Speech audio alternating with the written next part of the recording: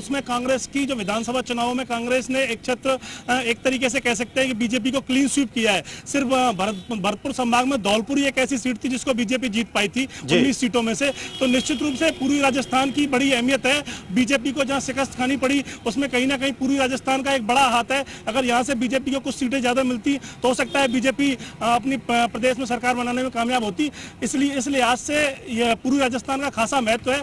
आज मुख्यमंत्री करौली और भरतपुर दोनों जगह चुनावी सभाओं को संबोधित करेंगे।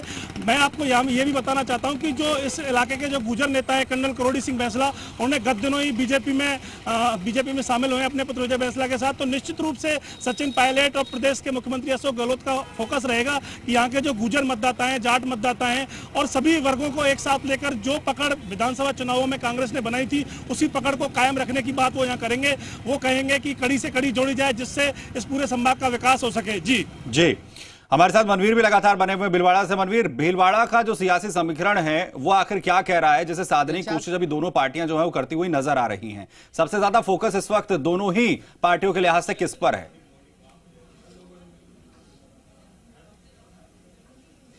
देखिए, भीलवाड़ा की अगर हम बात करते हैं तो भीलवाड़ा में पिछले 10 साल से लगातार भारतीय जनता पार्टी ने इस लोकसभा क्षेत्र में अपनी जीत को दर्ज किया, लेकिन कांग्रेस यहां पर अपनी खोई हुई जमीन को फिर से प्राप्त करने की जद्दोजहद के अंदर है। कांग्रेस के बीच में तमाम तरह के विरोधाभास और मतभेदों की बात सामने आई। कल जब कारोई की अगर सभा की हम बात करते हैं तो जिस तरीके से रामपाल जाट ने खुले मन से जो कांग्रेस के उम्मीदवार हैं उनको लेकर के कहा कि ये मेरे जानी दोस्त भी है और ये मेरे जानी दुश्मन भी है, तो कहीं ना कहीं फूट सार्वजनिक मंच से उजागर हुई थी। लेकिन कल शाम को जब मुख्यमंत्री अशोक गहलोत भीलवाड़ा में रुके तो उन्होंने इन तमाम मतभेदों को दूर करने की कोशिश की, कांग्रेस के तमाम नेताओं को एक साथ बैठाने की कोशिश की। हमारे स्थानीय सहयोगी दिलशाद भी हमारे साथ में, उनके माध्यम से समझने की कोशिश करते हैं भीलवाड़ा के राजनीतिक समीकरण आखिर कह क्या रहे हैं, कौन से ऐसे मुद्दे हैं जिनके ऊपर ये चुनाव आगे बढ़ता हुआ दिखाई देता है। बिल्कुल, जिस तरह से स्थितियां अभी पिछले कुछ दिनों में बनकर सामने आई है, कांग्रेस की जो आपसी गुटबाजी है वो कहीं ना कहीं जो है पार्टी को नुकसान पहुंचाने की कोशिश में लगी हुई है। सीएम का यहाँ रुकने का मकसद ही यही था कि जो आपसी नेताओं की जो गुटबाजी है उसको खत्म किया जाए, उनकी दुश्मनी को खत्म किया जाए। लेकिन जिस तरह से रामलाल जाट ने कारोई में मंच से खुलकर ये कहा कि जो मेरे जानी दोस्त थे वो आज मेरे जानी दुश्मन है, तो उसी दुश्मनी को खत्म करने के लिए सीएम यहाँ रुके थे। और फिलहाल जो कल रात की जो मनगणना चली उसके बाद में अभी साफ तौर पर देखा गया कि प्रेस कॉन्फ्रेंस में सब जो है प्रत्याशी हो या रामलाल जाट हो वो एक साथ थे और आपसी मनमुटाव जो है उनका कहीं ना कहीं जो है उनके चेहरे पर नजर आ रहा था। लेकिन वो कोशिश ये कर रहे थे कि उसे दूर कर लिया जाए और पार्टी को उसका फायदा मिले। जी देखिए, कुल मिलाकर के ये कहा जा सकता है कि भारतीय जनता पार्टी क्योंकि यहां से लगातार इस सीट को जीतती रही है तो उसमें एक अलग तरह का उत्साह नजर आ रहा है। साथ ही साथ भारतीय जनता पार्टी को ये विश्वास है कि मोदी का चेहरा भीलवाड़ा में भी कारगर साबित होगा।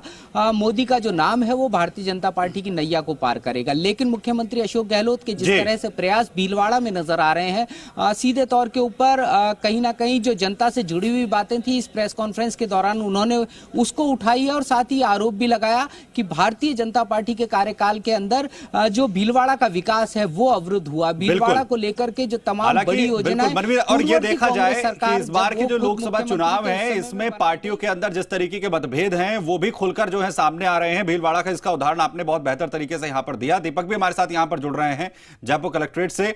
दीपक, जयपुर कलेक्ट्रेट पर क्या हलचल नजर आ रही है? क्योंकि जो उम्मीदवार हैं वो पूरी तरीके से तैयार हैं अपना नामांकन दाखिल करने के लिए। बैंड बाजा जो है वो पहुंच चुका है। रामचंद्र बोरा जो है कुछ देर में निकलने वाले हैं।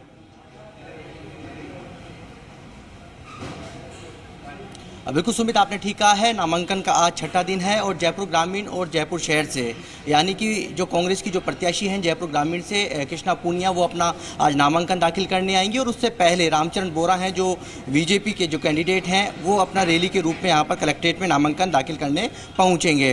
व्यवस्थाएँ हैं माकूल कर ली गई हैं, मुकम्मल कर ली गई हैं, क्योंकि जिस तरीके से 11 अप्रैल को ज्योति खंडेलवाल अपना नामांकन दाखिल करने आई थी उस समय सैकड़ों की संख्या में जयपुर कलेक्ट्रेट के अंदर उनके समर्थक तक हैं वो पहुंच चुके थे। रिटर्निंग अधिकारी ने इसको लेकर नाराजगी व्यक्त की थी, लेकिन आज चारों गेटों के पर सुरक्षा व्यवस्था है वो मुकम्मल कर ली गई है। ये तस्वीर आप देख पा रहे हैं जयपुर ग्रामीण की है, जहां पर कृष्णा पूनिया 2 बजे पहुंचेगी, अपने 4 लोगों के साथ अपना नामांकन दाखिल करेगी और उसके बाद उनकी जो सभा है वो आयोजित होगी। उससे पहले रामचंद्र बोरा है वो अपने प्रधान कार्यालय पर उनकी सभा होगी और उसके बाद वो अपने रैली के रूप में जयपुर कलेक्ट्रेट पहुंचेंगे और रिटर्निंग अधिकारी के समक्ष है अपना नामांकन दाखिल करेंगे, यानी कि जगरूप सिंह यादव। और जो रूम नंबर ये 6 है जो जयपुर ग्रामीण के लिए यहाँ पर तय किया गया है, उसमें कृष्णा पूनिया है जो कांग्रेस की